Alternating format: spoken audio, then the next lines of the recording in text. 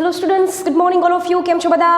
મજામાં? ચલો આગળ વધીએ. હવે આપણે થોડાક વાત કરી રહ્યા હતા સંખ્યાકીય વર્ગીકરણની. અત્યારે આપણે કોની વાત કરી રહ્યા હતા? સંખ્યાકીય વર્ગીકરણની વાત કરી રહ્યા હતા. સમજો સરખી રીતના સંખ્યાકીય વર્ગીકરણની અંદર મેં તમને ઓલરેડી એક બે લીટી સમજાવી દીધી હતી, બરાબર. આગળ કેટલી વર્ગીકરણ પદ્ધતિ આવી, તો આગળની જે વર્ગીકરણ પદ્ધતિ હતી એની અંદર કૃત્રિમ વર્ગીકરણ પદ્ધતિ જે લિનિયસ દ્વારા આપવામાં આવી હતી, ત્યારબાદ હતી નૈસર્ગિક વર્ગીકરણ પદ્ધતિ જેની અંદર બીજા બધા લક્ષણોને પણ ધ્યાનમાં લઈને વર્ગીકરણ કરવામાં આવ્યું હતું.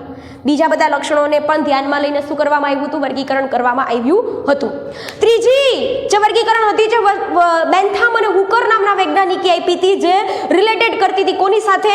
સપુષ્પી વનસ્પતિ સાથે. કોની સાથે રિલેટેડ કરતી હતી? સપુષ્પી વનસ્પતિ સાથે. ઓકે, દેન આફ્ટર જાતિ વિકાસીય વર્ગીકરણ પદ્ધતિ ભણ્યા હતા. જે જાતિ વિકાસીય વર્ગીકરણ પદ્ધતિ છે ને છોકરાઓ, એની અંદર ઉદ્વિકાસ સાથે સંબંધ છે એને. કોની સાથે સંબંધ હતો? એને ઉદ્વિકાસ સાથે સંબંધ. ક્લિયર? ચલો, એના પછીની જે આવે છે સંખ્યાકીય વર્ગીકરણ છે. એના પછી જે આવે છે એ કયું છે? સંખ્યાકીય વર્ગીકરણ છે, જેમાં કમ્પ્યુટરનો ઉપયોગ કરી સરળતાથી માહિતી પ્રાપ્ત કરી શકાય છે. કમ્પ્યુટરનો ઉપયોગ કરીને સરળતાથી માહિતી પ્રાપ્ત કરી શકાય છે. યાદ રાખજો આ વસ્તુ, જે મેં તમને ઓલરેડી કહી દીધું છે. પછી જુઓ, અવલોકિત કરેલ બધી જ લાક્ષણિકતાઓ પર આધારિત હોય છે. માનો કે તમે 50 કેરેક્ટરિસ્ટિક લીધા, ચૂઝ કરી, તમારે પુષ્પનો રંગ, પર્ણનો રંગ, પર્ણની કિનારી, ઓલાની આ તે, એ બધી કેરેક્ટરિસ્ટિક તમે લીધી હોય તો એમાં અવલોકિત કરેલી બધી જ લાક્ષણિકતાઓ પર આધારિત હોય છે. ઓકે, એટલે કે તમે બધી જ જેટલી કેરેક્ટરિસ્ટિક લીધી ને બધી એની ઉપર આધારિત રાખતી હશે. આ ઉપરાંત બધા જ લક્ષણોને સ્વીકૃત માહિતીના આંકડાઓની સંખ્યા અને સંકેતો નિર્દેશિત હોય છે.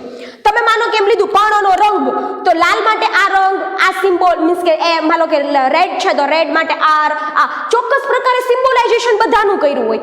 જેટલા લક્ષણો આવ્યા હશે, સમજો છોકરાઓ સરખી રીતના, જેટલા લક્ષણો આવ્યા હશે એ બધા જ લક્ષણોનું એને શું કરેલું હશે? ચોક્કસ પ્રકારે સિમ્બોલાઇઝેશન કરેલું હશે. શું કરેલું હશે? સિમ્બોલાઇઝેશન કરેલું હશે. એટલે કે ચોક્કસ પ્રકારના લક્ષણો અને ચોક્કસ પ્રકારની જે માહિતી મળે છે એની શું હોય છે? આંકડાઓની સંખ્યા અને સંકેતો શું કરેલા હોય છે? નિર્દિષ્ટ કરેલા હોય છે. Clear students? ચલો, અને તે પછી જ પ્રક્રિયા કરાવવામાં આવે. એટલે તમે સમજશો તમે કઈ રીતના પ્રક્રિયા એકચ્યુઅલી છે ને આ પ્રોસેસ કેવી રીતના કરાવવામાં આવે ખબર? 50 વનસ્પતિ ગોતતા હોય માનો કે, અથવા 50 વનસ્પતિનું વર્ગીકરણ કરવાનું અને સામે 100 કેરેક્ટરિસ્ટિક લીધી હોય. એ બધા માટે ચોક્કસ પ્રકારના આંકડાઓ નક્કી જ હોય કે આ આંકડા માટે આ, બીજા આંકડા માટે આ, ત્રીજા વસ્તુ માટે આ. ક્લિયર?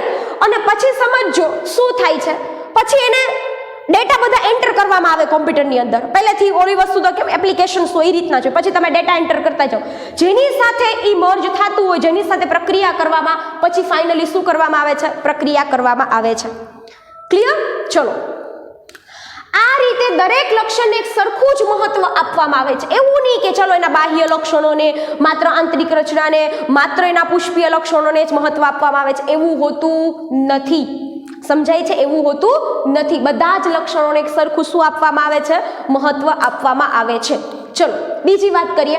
આ રીતે એક જ સમયે એકચ્યુઅલી જુઓ, તમે વિચાર કરો, માનો કે તમે એક સાથે તમને એમને બીજી કોઈ વર્ગીકરણ પદ્ધતિથી વર્ગીકરણ કરતા હોત તો તમારે કેટલો ટફ થાત ખબર? એક તો તમારે વનસ્પતિની 50, 20, 30 વનસ્પતિ લેવાની, એમાંથી તમારે કેરેક્ટરિસ્ટિક ફાઇન્ડ આઉટ કરવાની, પછી તમારે સિમિલારિટીઝ અને ડિસસિમિલારિટીઝ ચેક કરવાની. તો ક્વાઇટ કેવું થઈ જશે? થોડુંક અઘરું થઈ જશે. કેવું થઈ જશે? અઘરું થઈ જશે. એટલા માટે કહે છે કે એક જ સમયે ત્વરિત રીતે 100 જેટલા લક્ષણોને ધ્યાનમાં રાખીને પણ શું કરી શકાય છે? વર્ગીકરણ. એક સાથે 100 લક્ષણો, માનો કે 5 જ વનસ્પતિનું વર્ગીકરણ કરવું, ચલો 5 જ વનસ્પતિ, બરાબર, પણ કેટલી કેરેક્ટરિસ્ટિકના અકોર્ડિંગલી? 100 જેટલા લક્ષણોને ધ્યાનમાં રાખીને, બરાબર. એટલે એક જ સમયે 100 જેટલા લક્ષણોને ધ્યાનમાં રાખીને જો કોઈ વર્ગીકરણ પદ્ધતિનો સમાવેશ થતો હોય તો એ વર્ગીકરણ પદ્ધતિ કઈ છે? સંખ્યાકીય વર્ગીકરણ પદ્ધતિ. કઈ પદ્ધતિ આવે છે એની અંદર? સંખ્યાકીય વર્ગીકરણ પદ્ધતિ. Clear students? કે આમાં કઈ વાંધો છે? ચલો, એક આવી સંખ્યાકીય વર્ગીકરણ પદ્ધતિ. હવે આવે છે કોષ વર્ગીકરણ વિદ્યા. હવે જે આવે છે એ કઈ છે? કોષ વર્ગીકરણ વિદ્યા. જેમાં શું કરવામાં આવે છે કોષ વર્ગીકરણ વિદ્યાની અંદર? જેમાં રંગસૂત્રોની સંખ્યા બરાબર કોષ વર્ગી કે કોષ છે તો કોષની અંદર કોષ કેન્દ્ર હોય, કોષ કેન્દ્રની અંદર રંગસૂત્ર હોય, તો જેમાં રંગસૂત્રની સંખ્યા એટલે કે કેટલા ક્રોમોઝોમ્સ છે એ, તેની રચના એકચ્યુઅલી તમે ચેપ્ટર નંબર 8 નથી ભણ્યા એટલે તમને બહુ ખ્યાલ ન હોય. બાકી કેવું હોય કે કોષના રંગસૂત્રો હોય ને એના પ્રકાર પડતા હોય, એક્રોઝોમ, ટીલોઝોમ, બરાબર એ ટાઈપના શું છે એના બધા અલગ અલગ પ્રકાર પડતા હોય. તો અહીંયા એવું કહે છે કે કયા પ્રકારના રંગસૂત્રો છે, કેટલા રંગસૂત્ર છે અને કયા પ્રકારના રંગસૂત્ર છે એની વાત કરે છે. વર્તણૂક જેવી કોષ વિદ્યાકીય માહિતીનો શું કરવામાં આવે છે, સમાવિષ્ટ કરવામાં આવે છે. તમને આ પ્રશ્ન પૂછાઈ શકે એમસીક્યુમાં, કોષ વર્ગીકરણ વિદ્યા એ શું છે ભાઈ, કોષીય વર્ગીકરણ વિદ્યા. ક્લિયર? ચલો હવે આવે છે રસાયણીય વર્ગીકરણ વિદ્યા.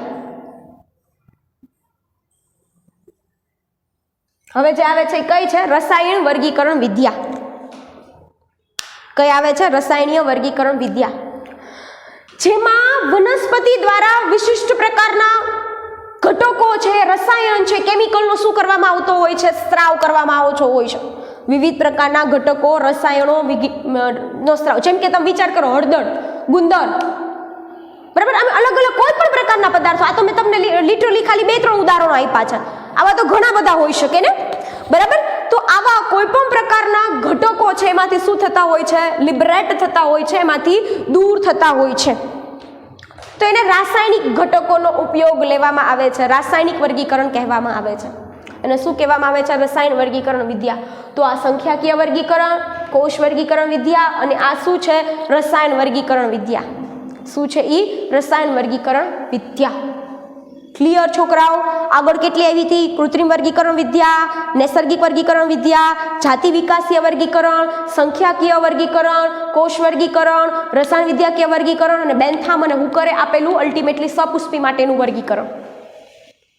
ક્લિયર? આમાં કોઈને કઈ વાંધો છે? એક સાથે ઘણા બધા લક્ષણોને ધ્યાનમાં રાખીને કરવામાં આવતું વર્ગીકરણ એટલે સંખ્યાકીય વર્ગીકરણ છે, કે જેની અંદર તમે સરળતાથી માહિતીનું એનાલિસિસ અને પૃથ્થકરણ કરી શકો છો. એનાલિસિસ અને શું કરી શકો છો, પૃથ્થકરણ કરી શકો છો. ક્લિયર? બીજું છે કોષ વર્ગીકરણ. એમાં રંગસૂત્રોની સંખ્યા, રંગસૂત્રોની માહિતી, રંગસૂત્રોનું વર્તણૂક, રંગસૂત્રોની રચના કેવી છે એ કોષ વર્ગીકરણ વિદ્યા છે. એ શું છે, કોષીય વર્ગીકરણ વિદ્યા. ક્લિયર? ત્રીજું છે રસાયણીય વર્ગીકરણ વિદ્યા. ત્રીજું કયું છે, રસાયણ વર્ગીકરણ વિદ્યા, જેમાં કોનો સમાવેશ થાય છે, રાસાયણિક ઘટકોનો સમાવેશ થાય છે. જેમાં કોનો સમાવેશ થાય છે, રાસાયણિક ઘટકોનો સમાવેશ થાય છે. ક્લિયર છોકરાઓ? આટલી વસ્તુ કે આમાં કોઈને કઈ વાંધો છે? એ શું છે, રાસાયણિક ઘટકો. તો અહીંયા તમારી સંખ્યાકીય વર્ગીકરણ વિદ્યા, કોષ વર્ગીકરણ વિદ્યા અને રસાયણ વર્ગીકરણ વિદ્યા પણ શું થાય છે, અહીંયા પૂરી થાય છે. તો અહીંયા જેટલું વર્ગીકરણ જેટલા સાયન્ટિસ્ટે આપ્યું હતું ને છોકરાઓ, એ શું થઈ ગયું, પૂરું થઈ ગયું. જેટલું વર્ગીકરણ આપ્યું હતું એ શું થઈ ગયું ભાઈ, અહીંયા પૂરું થઈ ગયું. હવે જે આપણે વાત કરવાની છે એ કોની વાત કરવાની છે, તો કે હવે આપણે વાત કરશું કે એનું લીલની વાત. હવે આપણે ચોક્કસ ઓલા ચાર્ટમાં પહોંચીએ છીએ. હવે આપણે ચોક્કસપણે શેમાં પહોંચીએ છીએ, પેલા ચાર્ટમાં. જે ચાર્ટની અંદર શું આપ્યું છે, લીલ. ચલો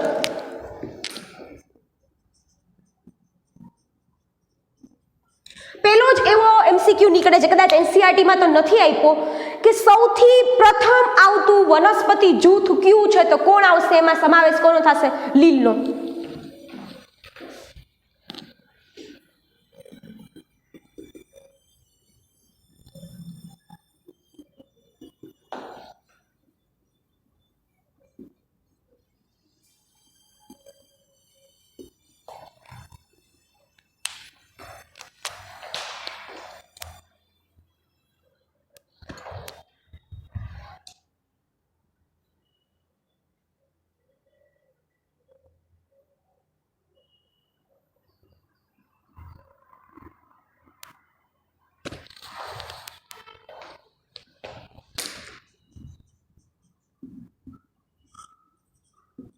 સૌપ્રથમ આવતું વનસ્પતિ જૂથ કયું છે ભાઈ, લીલ છે.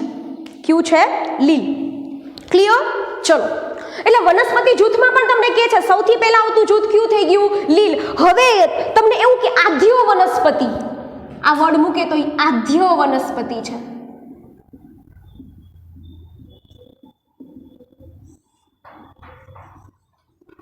એ કઈ વનસ્પતિ છે ભાઈ?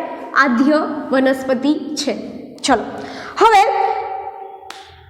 લીલ હોય કેવી? તો કે લીલ એ હરિત દ્રવ્ય ધરાવે છે. લીલ એ હરિત દ્રવ્ય ધરાવતી સાદી સુકાઈ રચના છે.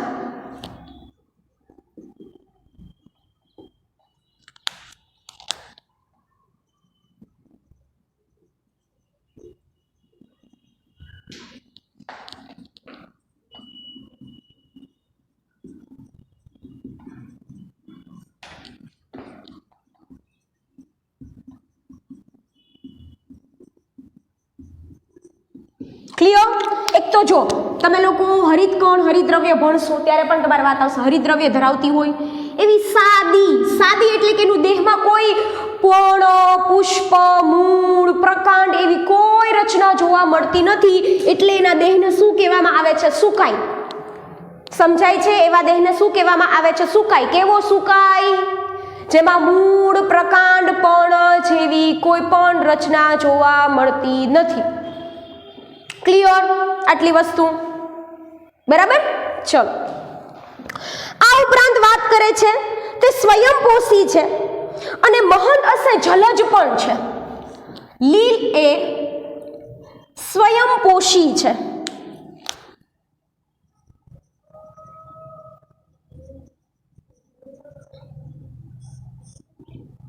લીલ એ કેવી છે? સ્વયંપોષી છે. અને નિવાસ સ્થાનની વાત કરીએ તો મહંત અંશે કેવી છે ભાઈ? જલજ છે. એટલે કે તે મીઠા પાણીમાં અને ખારા પાણીમાં એમ બંને જગ્યાએ જોવા મળે છે. સમજો છો? એટલે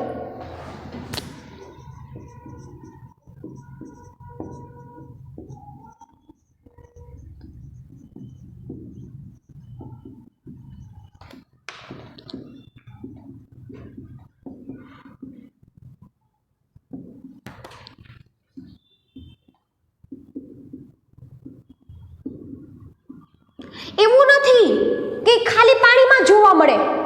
લીલ એટલે ખબર પડે ને આપણે એક્ચ્યુઅલી આલ્ગી કહેવાય એને. લીલ એટલે શું કહેવાય? આપણે એને કહેશું આલ્ગી. એવું જ એમાં જોવા મળે એવું જરૂરી નથી. બરાબર. હવે સમજજો અહીંયા તમે કે મીઠા પાણીમાં અને ખારા પાણીમાં જોવા મળે છે. એના અન્ય નિવાસ સ્થાનોમાં પણ જોવા મળે છે. એને અન્ય નિવાસ સ્થાનો એટલે કે બીજી જગ્યાએ પણ તેના નિવાસ સ્થાનમાં વિવિધતા જોવા મળે છે.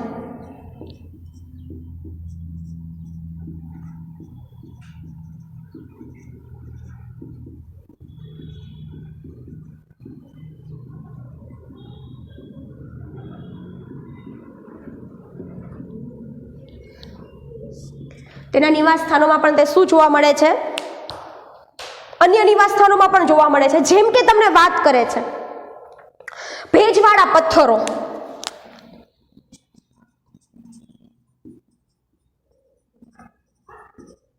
જે પથ્થર હોય ને ભીના રહેતા હોય ને એવા ભેજવાળા પથ્થરો પણ તે શું થાય છે? જોવા મળે છે. એટલે પહેલા વાત કરે છે તમને ભેજવાળા પથ્થરો. જમીન ઉપર અને લાકડાઓ ઉપર પણ જોવા મળે. આ ઉપરાંત જમીન પર, આ ઉપરાંત લાકડા ઉપર પણ તે શું થાય છે? જોવા મળે છે. ક્લિયર? ચલો હવે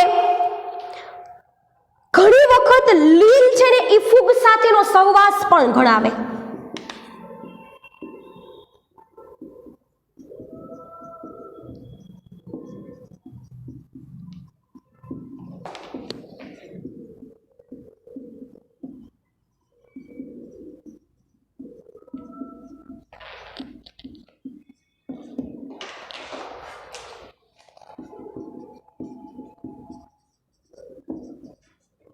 આ તમે સમજો સરખી રીતના. જો અહીંયા શું કે ખબર છોકરા? ઘણી વખત લીલ અને ફૂગ, આગળ આપણે ફૂગ શું કરી ગયા છીએ? ભણી. એકચ્યુઅલી આપણે લાઈકે નાખી આખું ભણી ગયા છીએ. જેની અંદર લીલ અને ફૂગ છે એ બંનેનો શું થાય છે? સહવાસ હોય. એક એકને ખોરાક બનાવે ને એક એને જેટલી વસ્તુ જોતી હોય એટલી બહારથી લઈ આવી દે. તો આ બંને વચ્ચે ઘણી વખત સહજીવન પરસ્પર બંનેને ફાયદો થતો હોય, પરસ્પર બંનેને ફાયદો થતો હોય એવું જોવા મળે છે. એનું ઉદાહરણ કોણ છે? લાઇકેન. એનું ઉદાહરણ કોણ છે? લાઇકેન. ક્લિયર? ચલો,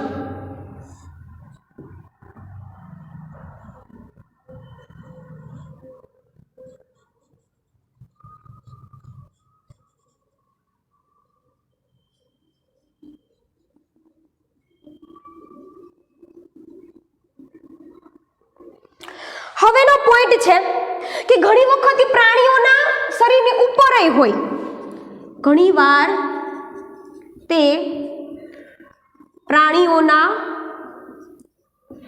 શરીરની ઉપર પણ રહે છે. આ થોડુંક નવું છે કે પ્રાણીઓના શરીરની ઉપર કઈ રીતના રહેવું મેડમ, બરાબર ને? તો પ્રાણીઓના શરીરની ઉપર એટલે બીજું કંઈ નહીં. પ્રાણીઓના શરીરની ઉપર તમને તમારી ટેક્સ્ટબુકમાં ઉદાહરણ આપ્યું છે, પહાડ પર રહેતા રીંછ.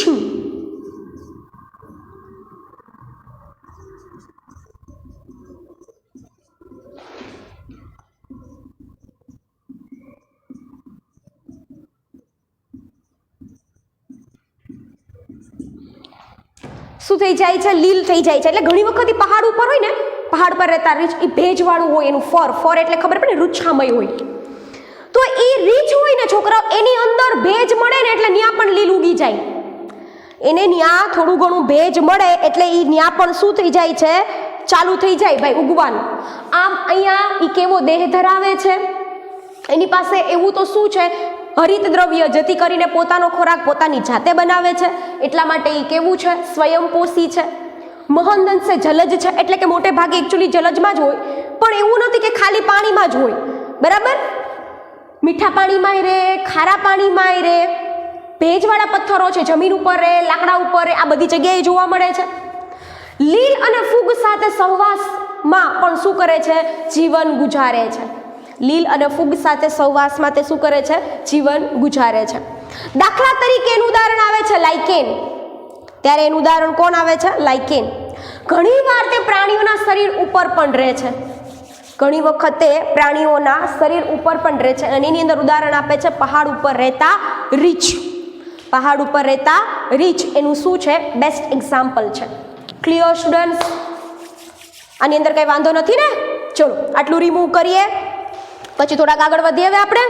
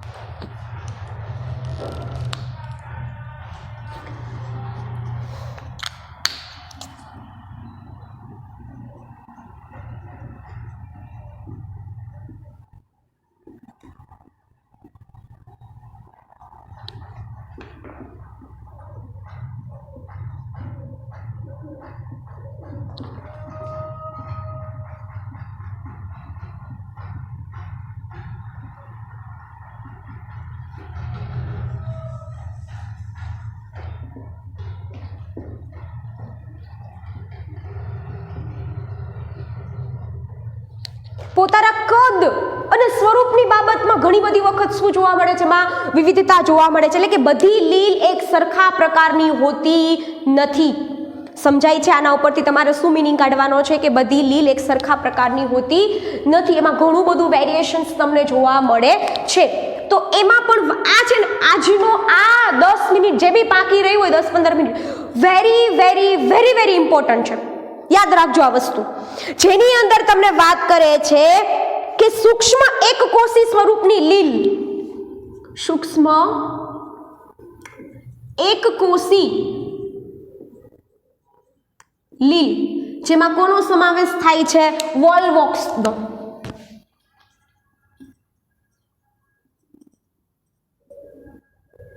તમને કોઈ પૂછે એક કોષી લીલ કઈ છે તો કઈ આવશે? વોલ્વોક્સ. એક કોષીય લીલ છે.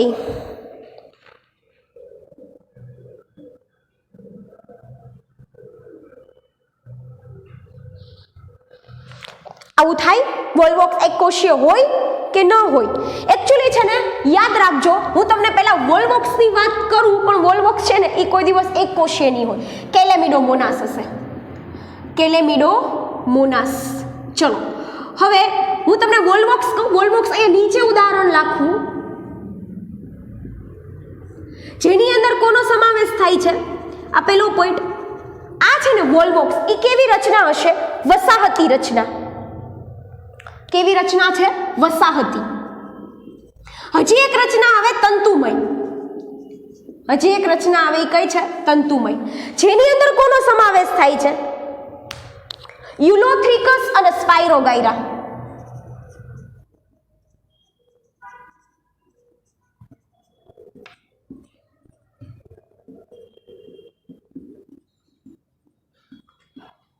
કોનો સમાવેશ થાય છે? યુલોથ્રિકસ અને સ્પાઇરોગાયરાનો સમાવેશ થાય છે. હવે પાછો પ્રશ્ન થાય, એક કોષીય એટલે તો તમને ખબર પડી ગઈ. એક કોષીય લીલ એટલે શું થાય? કે આખી બોડી એનું માત્ર કેટલા કોષોનું બનેલું છે? એક જ કોષનું બનેલું છે. કેટલા કોષનું બનેલું છે? તેનો આખો દેહ માત્ર એક જ કોષનો બનેલો છે. વસાહતી એટલે શું થાય ખબર છોકરા? વસાહતી એટલે ગ્રુપમાં. વસાહતી એટલે શું થાય? ગ્રુપમાં હોય, મોટી કોલોની હોય, એની જ્યાં હોય ને જથ્થામાં હશે, તો એ હંમેશા કહેવાય વસાહતી. જેમાં કોનો સમાવેશ થાય છે? વોલ્વોક્સનો. જેમાં કોનો સમાવેશ થાય છે? વોલ્વોક્સનો. ક્લિયર? અને ત્રીજું આવે છે તંતુમય. હવે જે આવે છે એ કઈ છે? તંતુમય. તંતુમય એટલે કેવું ખબર? આ ટાઈપની ફિલામેન્ટસ હશે, આ ટાઈપનું. સમજાય છે? કોઈ ઇન્ટરનલી સ્ટ્રક્ચર જોવા જાવ તો બધા ફિલામેન્ટ્સ હશે, તંતુમય જ રચના હશે. પણ આ કહેવાય યુલોથ્રિકસ અને સ્પાઇરોગાયરા. આ પણ હું તમને કહી દઉં છું, most IMP for the MCQ. જેમાં કેલેમિડોમોનાસ, વોલ્વોક્સ, યુલોથ્રિકસ અને સ્પાઇરોગાયરા નો સમાવેશ થાય છે. ચલો ક્લિયર?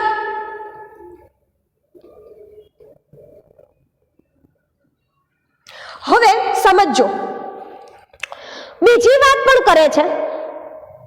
આના સિવાય એક દરિયાઈ લીલ પણ છે. આના સિવાય એક દરિયાઈ લીલ નું એક થોડુંક અલગ જ સ્વરૂપ છે, જેને તમે લોકો દરિયાઈ ઘાસ પણ કહી શકો છો.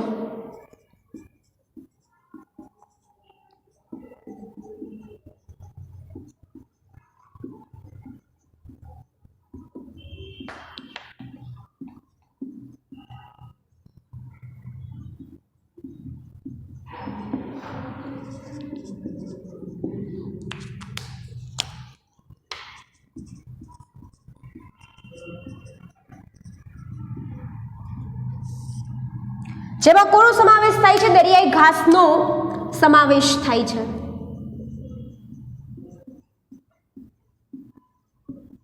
એકચ્યુઅલી છે ને આ લીલ એવી છે કે વિરાટ સ્વરૂપ હોય છે. દરિયાઈ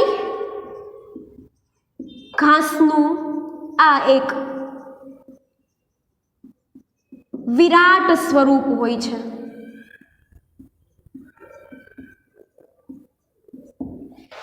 કેવું સ્વરૂપ હોય છે? વિરાટ સ્વરૂપ હોય છે. એનો દેહ કેવો હોય છે? વિરાટ દેહ.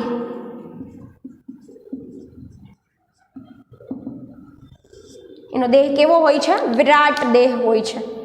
ક્લિયર? અહીંયા સમજો સરખી રીતના કે હું તમને જે વાત કરું છું દરિયાઈ લીલ, એની અંદર જે દરિયાઈ ઘાસ આવ્યું ને, તમારા મગજમાં એવું જ હોય કે લીલ આખી આમ કાંઈ હશે ને તરતી હશે, એવું નથી. આ દરિયાઈ ઘાસ તો એવું છે કે તમને એની અંદર મૂળ પ્રકાર પર્ણ જેવી રચના જોવા જેવી કહું છું. એક્ઝેક્ટલી મૂળ, એક્ઝેક્ટલી પર્ણ, એક્ઝેક્ટલી પુષ્પ એવું કાંઈ ન હોય. એના જેવી રચના હોય તો આખું આમ તમને જેવું બહાર કેમ આખું જંગલ દેખાય, એવું તમને પાણીની અંદર જંગલ દેખાય. સમજાય છે હું શું કહેવા માંગુ છું? એની અંદર તમને પાણીની અંદર આખી જંગલ જેવી રચના શું થાય છે? જોવા મળે છે. ક્લિયર છોકરાઓ? આની અંદર કાંઈ પ્રોબ્લેમ છે? સૂક્ષ્મ એકકોષીય લીલમાં કોનો સમાવેશ થાય? કેલેમિડોમોનાસનો. વસાહતીમાં કોનો સમાવેશ થાય? વોલ્વોક્સનો. તંતુમયમાં યુલોથ્રિકસ અને સ્પાઇરોગાયરાનો સમાવેશ થાય. દરિયાઈ લીલ છે જેમાં દરિયાઈ ઘાસનો સમાવેશ થતો હોય છે, જે એક વિરાટ સ્વરૂપ હોય છે. જે કેવું સ્વરૂપ છે? વિરાટ સ્વરૂપ છે, વિરાટ દેહ ધરાવે છે. ક્લિયર છોકરાઓ? સારું, ચલો થોડાક હવે વાત કરીએ આપણે એના પ્રજનનમાં, કે લીલ કયા પ્રકારનું પ્રજનન સાથે સંકળાયેલી વનસ્પતિ છે. તો લીલમાં છે ને 3 ત્રણ પ્રકારના પ્રજનન થાય લીલની અંદર. ત્રણે ત્રણ. જોજો તમને આ નહીં આવડે ને શરૂઆતનું તો તમને પાછળનું નહીં આવડે, કેમ કે હજી મેં પ્રકાર ચાલુ નથી કર્યા. સમજાય છે? હજી મેં તમને પ્રકાર ભણાવવાનું ચાલુ કર્યું નથી. સમજાણું? તો તમને જો આગળનું આવડતું હશે તો જ તમને શું આવડશે? એના પ્રકાર આવડશે. ચલો,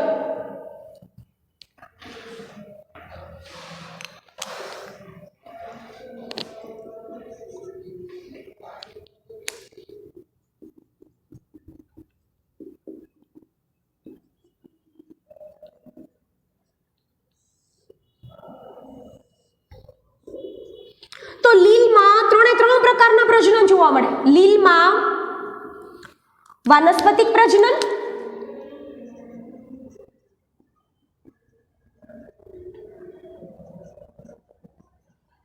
લિંગી પ્રજનન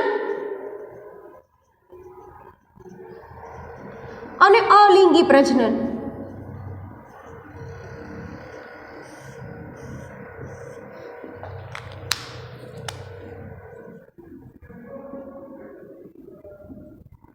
એમ ત્રણે ત્રણ પ્રકારના પ્રજનન શું થાય છે?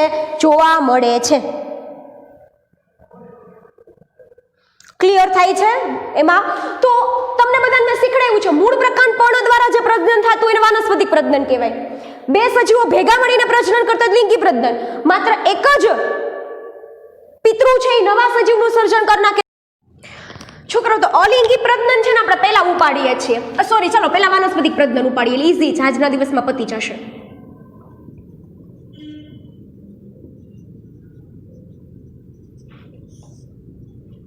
પેલું કયું આવે છે? વાનસ્પતિક પ્રજનન. તો વાનસ્પતિક પ્રજનન છે ને એની અંદર તમારે થોડુંક ધ્યાન રાખવાનું. જો વાનસ્પતિક પ્રજનન એટલે મેં શું કીધું તું કે કોઈ પણ ભાગ હશે વનસ્પતિનો, એક ભાગ, એમાંથી નવું વનસ્પતિનું સર્જન થઈ જાય. પણ તમે કહેશો મેડમ આમાં તો મૂળ પ્રકારને પર્ણો હોય નહીં. તો વાનસ્પતિક પ્રજનન અહીંયા છે ને ઘણી બધી મેથડો, એમાંથી એક પદ્ધતિ છે અવખંડન. આ યાદ રાખજો. લીલ અવખંડન પદ્ધતિ દ્વારા વાનસ્પતિક પ્રજનન કરે છે.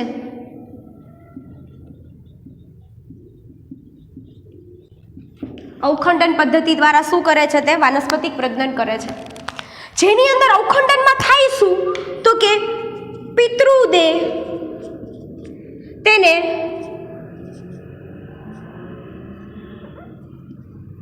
તેના શરીરને અનેક ખંડોમાં વિભાજિત કરી દે.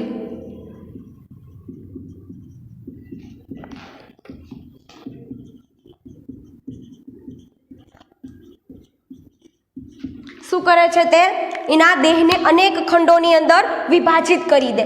અને પછી શું થાય? જે દરેક ખંડ, હવે યાદ રાખજો, દરેક ખંડ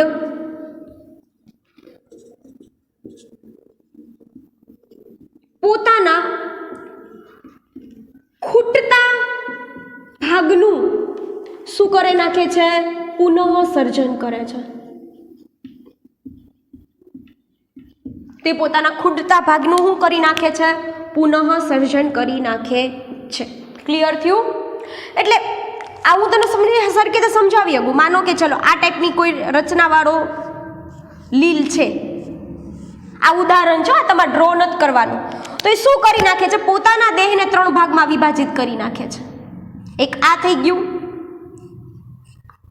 એક આ થઈ ગયું, એટલે આ આમ કટકો હોય આખો, અને નીચેનું એક આ થઈ ગયું, આવી રીતના. તો આનો જે ભાગ ખૂટતો હશે, માનો કે આ છે તો ઉપરનો ભાગ આખો ખૂટે છે, સોરી, તો આ ટાઈપનું ઈ ડ્રો કરી નાખશે. Sorry, I am drawing but that not drawing that made up of that. Okay, ચલો, ધીસ લાઈક ધેટ વે. આ તો એક થયું. તો જેટલા ખંડો પડ્યા એમાંથી પાછું શું કરી નાખે? નવા ભાગોનું સર્જન કરી નાખે.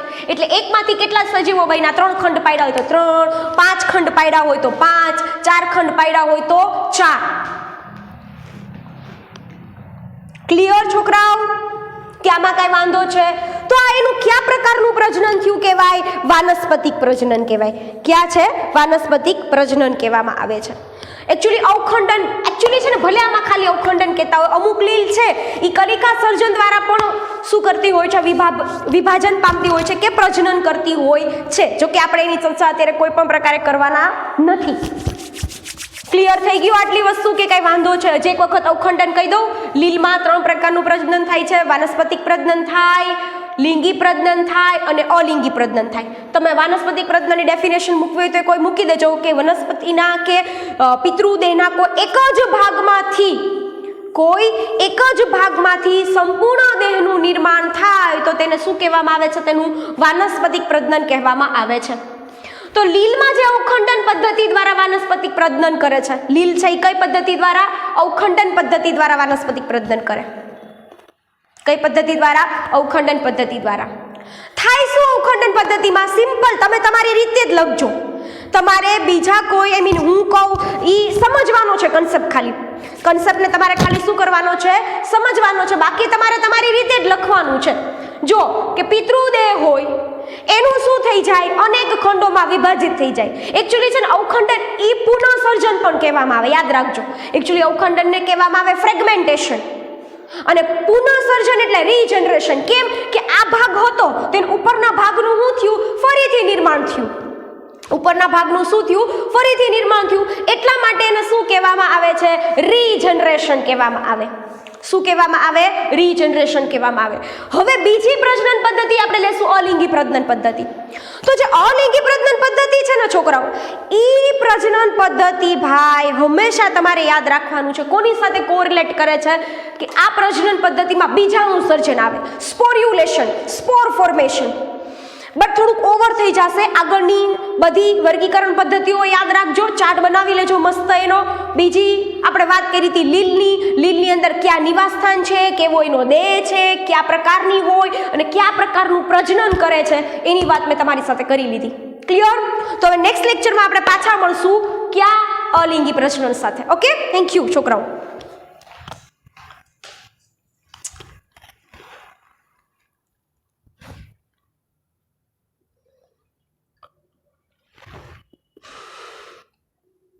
તમારે જે નીચે આપેલી ફિગર છે એ ફિગર તમારે કોઈ પણ કારણસર ડ્રો કરવાની નથી. બટ તમારા સમજણ શક્તિ માટે તમારે ડ્રો કરવી હોય તો બાજુમાં નોટ કરીને શું કરી નાખવાની? ડ્રો કરી નાખવાની. ક્લિયર?